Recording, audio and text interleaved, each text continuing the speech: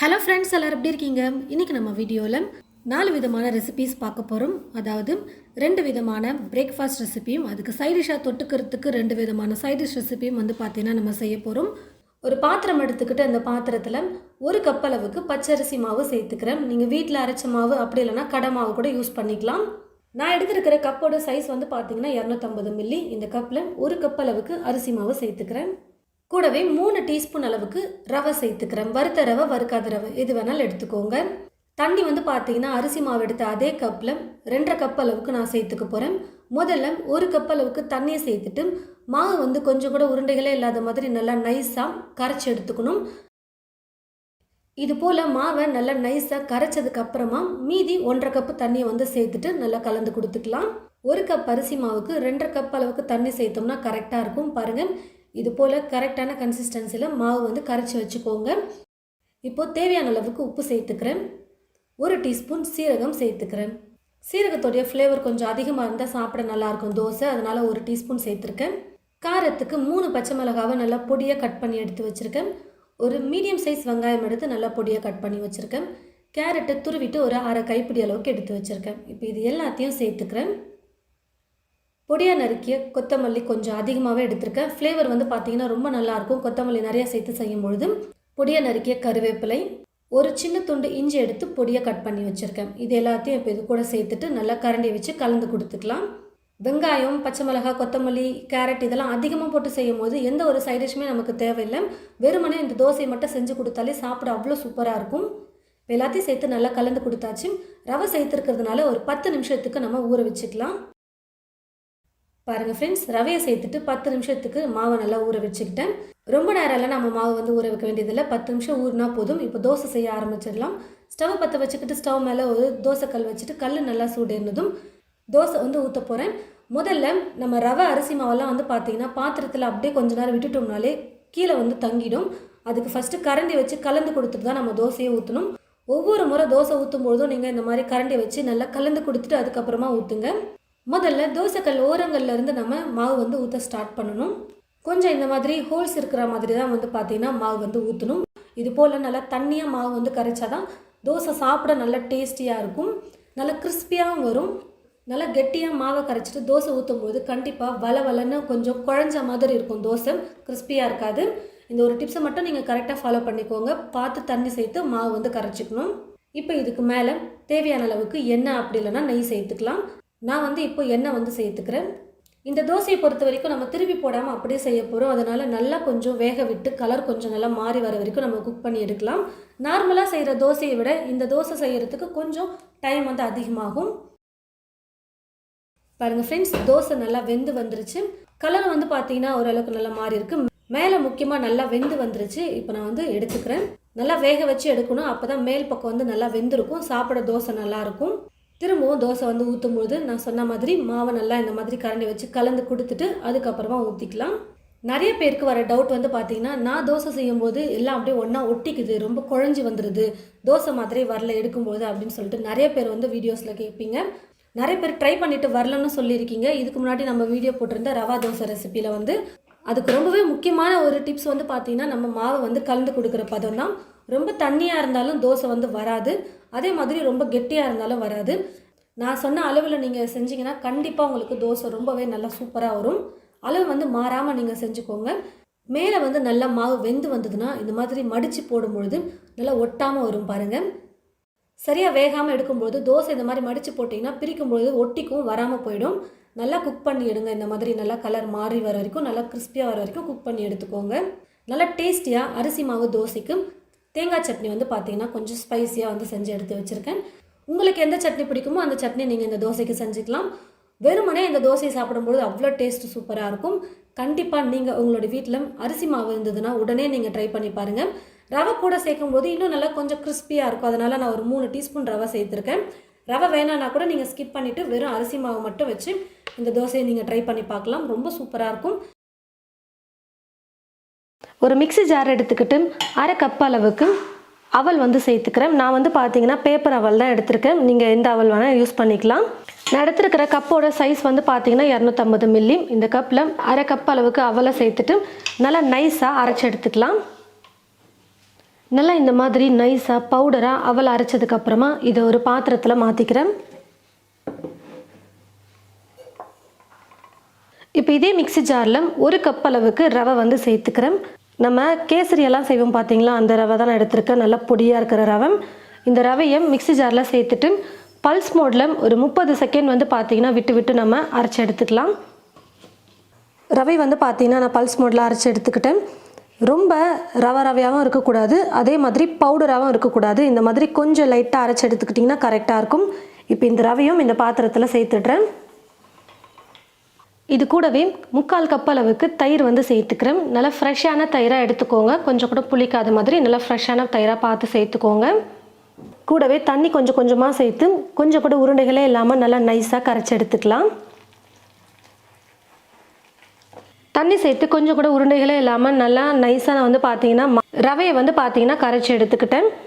இந்த மாதிரி நல்லா மிக்ஸ் பண்ணி எடுத்ததுக்கப்புறமா ரவையை வந்து ஒரு 15 நிமிஷத்துக்கு நல்லா ஊற வச்சுக்கலாம்.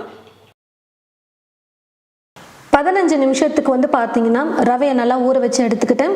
ரவை இட்லியை பொறுத்த வரைக்கும் மாவு வந்து பார்த்தீங்கன்னா ரொம்பவும் தண்ணியை வந்து கரைக்கக்கூடாது. கொஞ்சம் கெட்டியான பதத்தில் தான் மாவு வந்து கரைச்சி எடுக்கணும். அப்போ தான் இட்லி வந்து நல்லா சாஃப்டாக வரும். இப்போ இது கூட தேவையான அளவுக்கு உப்பு சேர்த்துட்டு கலந்து கொடுத்துட்டு கூடவே வந்து பார்த்தீங்கன்னா சோடா உப்பு சேர்த்துக்கிறேன். அதாவது நம்ம பேக்கிங் சோடான்னு சொல்லுவோம், சமையல் சோடான்னு சொல்லுவோம். இப்போ இந்த சமையல் சோடா 1/2 டீஸ்பூன் அளவுக்கு சேர்த்துட்டு இது நல்லா ஃபர்ம் ஆகிறதுக்காக வந்து பார்த்தீங்கன்னா 1/2 டீஸ்பூன் எலுமிச்சப்பழ சாறு சேர்த்துக்கிறேன்.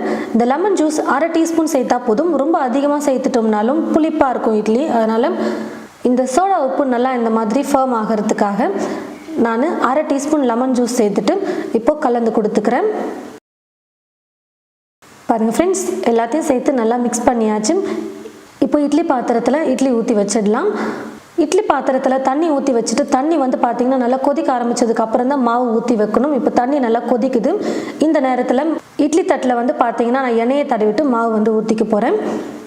இட்லி தட்டில் மாவு ஃபுல்லாக ஊற்றி வச்சதுக்கப்புறமா மூடி போட்டு ஒரு 10லேருந்து 12 நிமிஷத்துக்கு நான் வந்து குக் பண்ணிக்கிறேன். பாருங்கள் ஃப்ரெண்ட்ஸ், இட்லியை ஒரு 10லேருந்து 12 நிமிஷத்துக்கு நான் வந்து குக் பண்ணி எடுத்துக்கிட்டேன். நல்லா வெந்து வந்துருச்சு.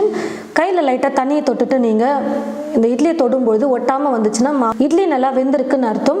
அப்படி இல்லைனா நீங்கள் கத்தி வச்சு கூட குத்தி பார்க்கலாம். மாவு வந்து ஏதாவது ஒட்டுச்சுன்னா வேகலைன்னு தெரிஞ்சுக்கலாம். ஒட்டாமல் வந்ததுன்னா நல்லா இட்லி வெந்திருக்குன்னு அர்த்தம். கரெக்டாக ஒரு 10-12 நிமிஷம் நீங்கள் குக் பண்ணிங்கனாலே போதும், இட்லி நல்லா வெந்து வந்துடும். லைட்டாக சூடு குறைஞ்சதும் நான் வந்து பார்த்தீங்கன்னா ஸ்பூன் வச்சு எடுத்துக்கிறேன். டிஃபன் ஏதாவது செய்யணும், முக்கியமாக இட்லி செய்யணும் அப்படின்னு நினச்சிங்கன்னா மாவு அரைக்கலையே அப்படின்னு நீங்கள் இனி ஃபீல் பண்ணவே வேணாம். இட்லி செய்கிறதுக்காக உளுந்து அரிசி இதெல்லாம் ஊற வச்சு நம்ம அரைக்க வேண்டியதே இல்லை. டக்குன்னு இது போல் ரவை அவல் இருந்ததுன்னா உடனே நீங்கள் இந்த மாதிரி ரவை இட்லி செஞ்சு பாருங்கள். நம்ம அவலும் வந்து பார்த்திங்கன்னா கூட சேர்த்துருக்கோம். அதனால் ரொம்பவே சூப்பராக இருக்கும் இட்லி சாப்பிட.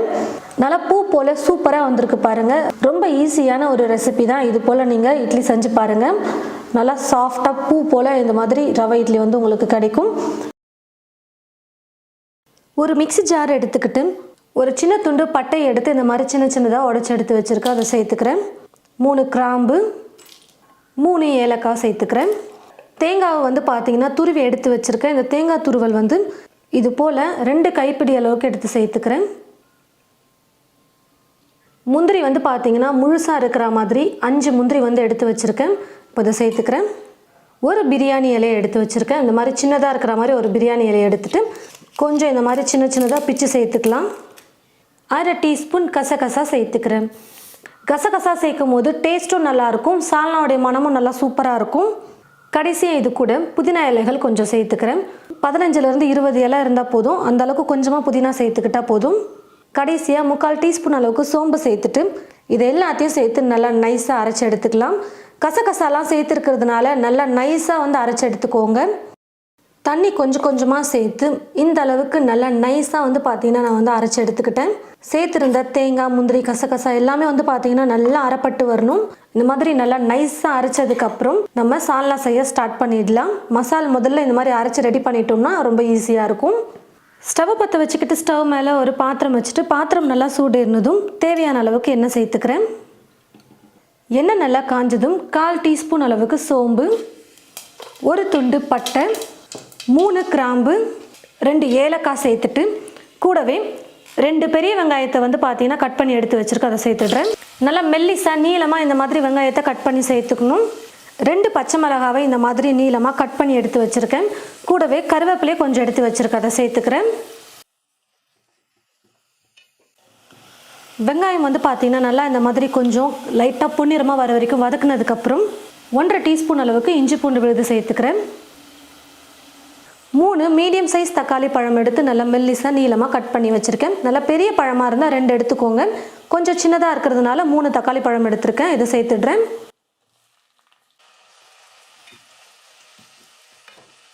தக்காளியை ஓரளவுக்கு நல்லா வதக்குனதுக்கப்புறம் தேவையான அளவுக்கு உப்பு சேர்த்துக்கிறேன். 1/4 டீஸ்பூன் மஞ்சள் தூள். காரம் உங்களுக்கு எவ்வளோ தேவையோ அதுக்கேற்றது போல் மிளகாய் தூள் வந்து சேர்த்துக்கோங்க. ஏற்கனவே 2 பச்சை மிளகாய் வேறு நான் சேர்த்துருக்கேன். இப்போது காரத்துக்கு வந்து பார்த்தீங்கன்னா 1 டீஸ்பூன் அளவுக்கு மிளகாய் தூள் சேர்த்துக்கிறேன். 1 டீஸ்பூன் மல்லித்தூள் சேர்த்துக்கிறேன். மற்ற எல்லா மசாலையும் நம்ம வந்து அரைச்சி வச்சுருக்கிறதுனால இப்போ வெறும் மிளகாய்த்தூள் மல்லித்தூள் மட்டும் சேர்த்துக்கிட்டால் போதும். மசாலா எல்லாத்தையும் சேர்த்து நல்லா கலந்து கொடுத்ததுக்கப்புறம் தண்ணி வந்து கொஞ்சமாக சேர்த்துக்கிறேன். சேர்த்துருக்கிற மசாலோடைய பச்சை மணமெல்லாம் போகணும், அதனால் தண்ணி கொஞ்சம் சேர்த்து குக் பண்ணிக்கலாம்.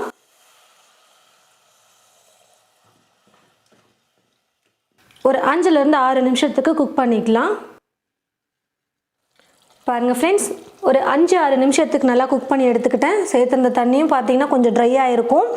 சேர்த்துருந்த மசாலோடைய பச்சை மணமெல்லாம் வந்து பார்த்திங்கன்னா நல்லா போயிருக்கும். இப்போ வந்து பார்த்திங்கன்னா அரைச்சி வச்சுருக்கிற அந்த தேங்காய் விழுதை வந்து சேர்த்துக்கலாம். சால்னா உங்களுக்கு எந்த அளவுக்கு வேணுமோ அதுக்கேற்றது போல் தண்ணி சேர்த்து குக் பண்ணிக்கோங்க. குறைஞ்சது ஒரு 10லேருந்து 12 நிமிஷத்துக்காவது நம்ம குக் பண்ணணும். அதனால் கொதிக்க கொதிக்க சால்னாவும் கொஞ்சம் கெட்டியான பதத்துக்கு வரும். அதனால் கொஞ்சம் இப்போ தண்ணியை வச்சுக்கிறேன். மேலே ஒரு மூடி போட்டு மூடி வச்சுட்டு குக் பண்ணிக்கலாம். குறைஞ்சது ஒரு 10லேருந்து 12 நிமிஷமாவது நல்லா குக் ஆகணும்.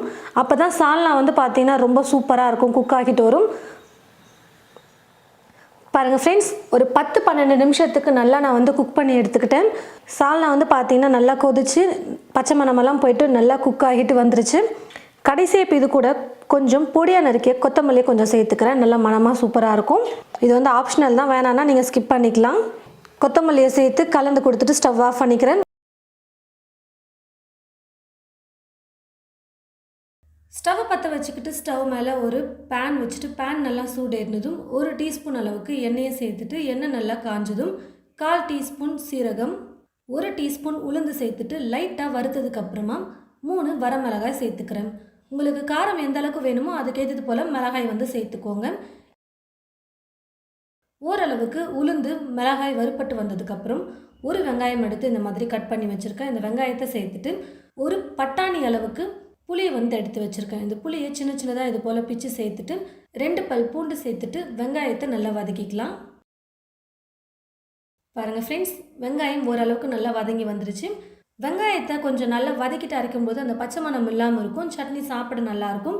இப்போ எல்லாத்தையும் நல்லா வதக்குனதுக்கப்புறம் ஸ்டவ் ஆஃப் பண்ணிவிட்டு நல்லா சூடாறினதுக்கப்புறம் ஒரு மிக்ஸி ஜாரில் சேர்த்துட்டு மிக்சியில் போட்டு கொஞ்சம் நைஸாக அரைச்சி எடுத்துகிட்டு அதுக்கப்புறமா வேர்க்கடலை வந்து சேர்த்துக்க போகிறேன்.